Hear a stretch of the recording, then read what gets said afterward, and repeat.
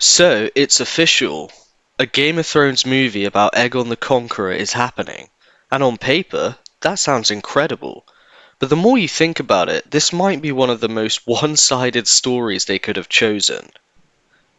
Let's break it down.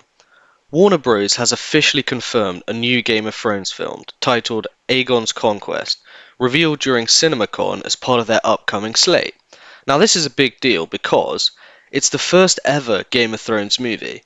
It focuses on Aegon the First Targaryen, the man who conquered Westeros. It's set centuries before the original show. We're talking dragons, massive battles, and the literal creation of the Iron Throne itself. So the hype makes sense. If you don't know, Aegon's conquest is basically one guy with three dragons rolling into Westeros and conquering almost everything.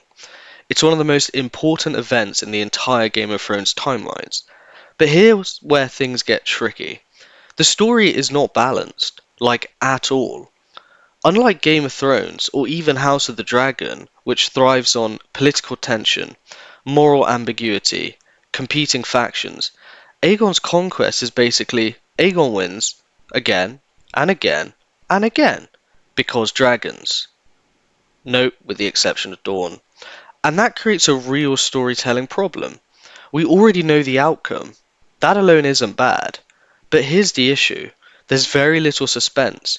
Most kingdoms fall quickly. Some resist briefly. But overall, apart from Dawn, it's a steamroll.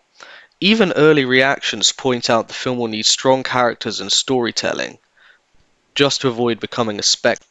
Now, to be fair, there is one major exception. Dawn. This is the one region that doesn't just roll over, they fight back, they resist, they actually challenge Aegon.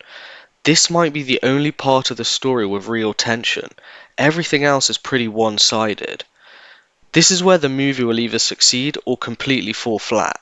Because what made Game of Thrones so great wasn't dragons, it was unpredictability, complex characters, not knowing who's gonna win. But here, we already know.